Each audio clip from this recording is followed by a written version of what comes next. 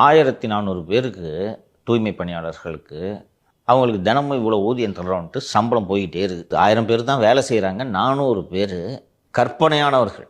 இந்த ஊழல் முதல் தொடங்கப்பட்டது திராவிட முன்னேற்ற கழகத்தால்.